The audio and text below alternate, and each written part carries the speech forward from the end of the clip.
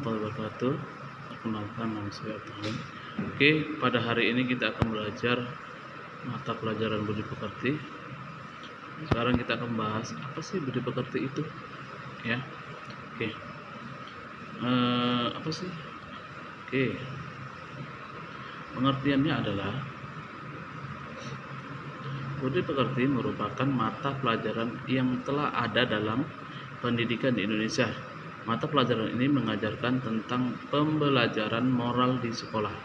Mata pelajaran ini mulai muncul pada tahun 1960-an selama Orde Baru dengan adopsi kurikulum 1968 hingga pertengahan 1980-an.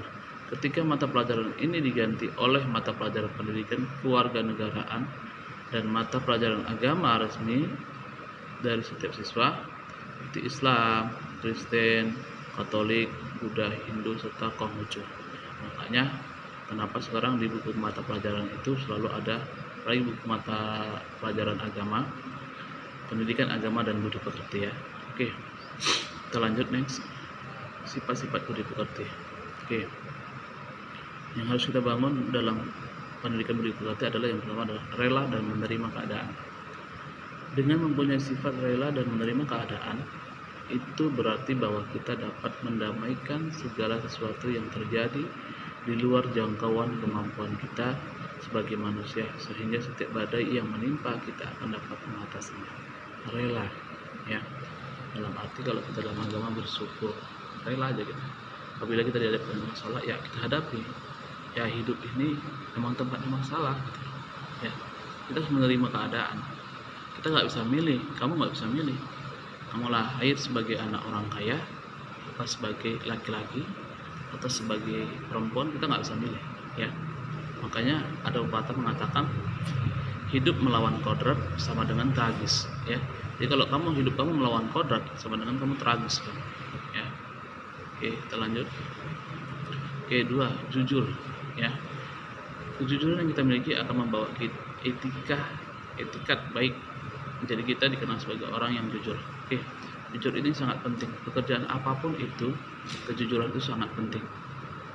Bahkan sekalipun pekerjaan itu secara nilai sosialnya rendah, contohnya apa itu? Contohnya adalah pembantu rumah tangga. Memang secara sosial dia rendah, tapi sebenarnya pembantu rumah tangga itu yang dibutuhkan adalah kejujuran. Ketika kita sudah tidak jujur, orang nggak akan pernah percaya lagi, ya. Jadi kejujuran itu yang paling penting dan paling utama. Pintar pun kamu, kalau kamu nggak jujur sama saja. Oke, baik, kita lanjut. Yang ketiga, sabar.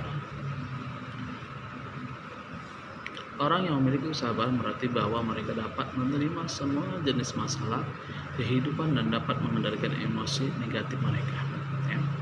Orang yang sabar selalu melihat segala sesuatu itu dari sisi positif, atau bahasanya positive thinking, ya. Sabar aja gitu. Tapi Pak, sabar itu ada batas. Iya, memang ada batasnya. Tapi seberapa besar kita, ya. Semakin tinggi imanmu, semakin besar sabar, ya. Kesabaran itu sangat penting, apalagi dalam menghadapi masalah. Kalau kita gegabah, kalau kita nggak sabar, semuanya akan hancur lebur, ya. Oke, selanjutnya, mawas diri, ya. Seseorang yang memiliki sifat introspektif berarti ia telah menguasai teknik berpikir secara bijak dan mampu memproses perasaan yang benar dan meyakinkan sehingga ia mampu mewujudkan semua perilaku buruk yang menjadi kelemahannya. Yang mawas diri, sifat introspektif, ya. Oke. Yang kelima, budi luhur. Sifat kebajikan atau berbudi luhur harus dilatih dan dipupuk terus-menerus tanpa mengetahui kebosanan dan putusasaan sehingga mendarah daging. Ini adalah karakteristik dari karakter orang yang bijaksana dan mampu menampilkan kepribadian yang mulia, yang berarti selalu dalam kondisi prima, damai, dan batin. Berbudi luhur apabila memberi itu dia ikhlas, ya. Apabila dia menolong itu ikhlas, dia tidak selalu mengharapkan tidak mengharapkan pamrih, ya. Ikhlas aja. Karena apa? Sesungguhnya apa yang kita lakukan itu akan dibalas oleh Tuhan. Ya, mungkin tidak Tuhan secara langsung membalas, tapi melalui orang lain. Ya, buruk yang kita lakukan, buruk yang akan kita terima. Baik yang kita lakukan, akan baik yang kita terima. Oke. Selanjutnya, ciri-ciri ya orang yang budi pekerti, beriman.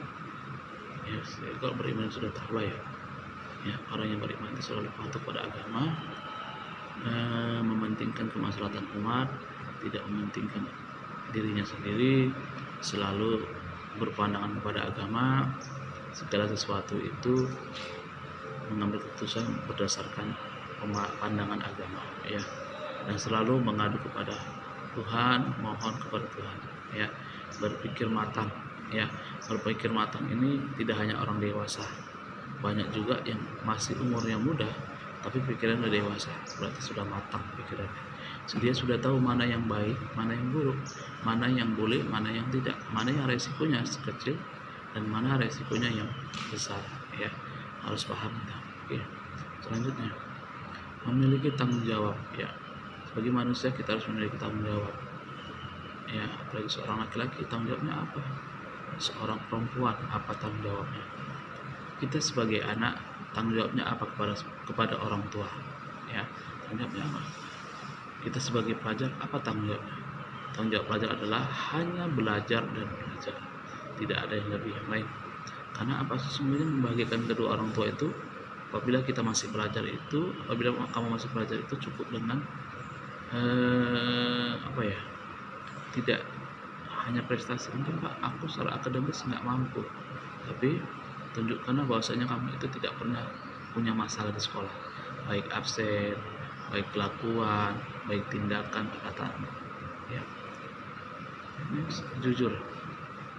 Jujur, ya, sikap dan perilaku yang tidak suka berbohong, mengatakan apa adanya dan berani mengakui kesalahan.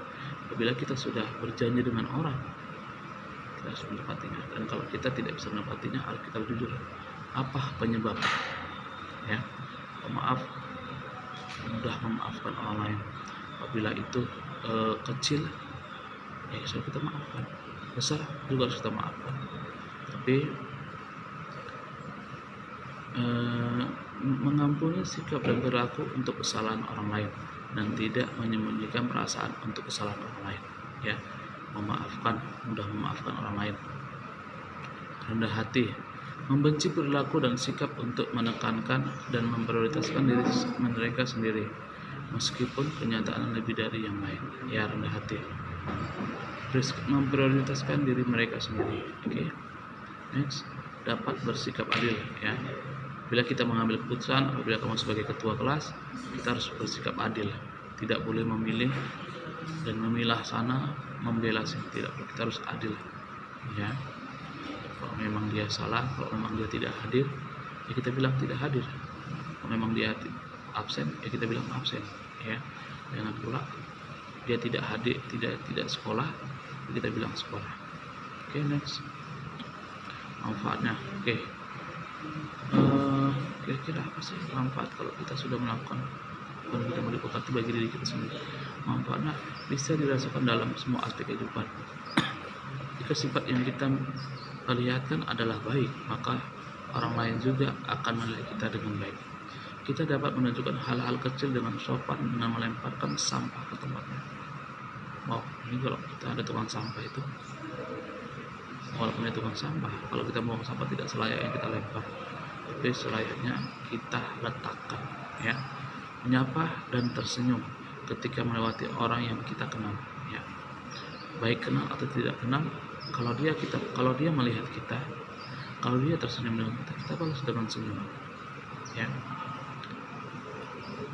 Efek dari hal-hal kecil yang kita lakukan memiliki dampak positif, ya. Apabila kita memiliki pribadi yang baik, orang lain akan memandang kita baik, ya. Semua orang akan, ini anaknya bagus nih, anaknya baik nih, ya. Oke, next. Oke, manfaat dalam keluarga adalah wadah awal untuk pembentukan karakter pada anak. Ya, sebenarnya pembentukan karakter anak itu berawal dari dalam keluarga, ya. Sebenarnya orang tua itu ada role model, ya. Orang tua itu adalah model bagi seorang anak. Tapi Pak, kalau orang tua aku Pak yang istilahnya kurang bagus bagaimana? Ya kamu sebagai remaja yang sudah bisa menilai mana baik mana buruk, kira-kira itu buruk ya kamu tinggalkan. Dalam masyarakat orang yang bertindak merupakan orang yang mempunyai karakter baik, misalnya sekolah desa jujur dan ada kepada masyarakatnya. Memang mencari orang jujur sekarang langka, tapi kalau bisa kita menjadi orang yang langka itu dengan orang yang banyak, sama 1001 orang. Kalau bisa kita menjadi satunya, jangan 1000-nya, sehingga kita memiliki nilai kemanusiaan yang tinggi harganya. Oke. Next. Yang terakhir, dalam berbangsa dan bernegara, adanya budi pekerti pada setiap manusia di muka bumi ini, maka akan semakin membangkitkan rasa persatuan dan persatuan di Indonesia.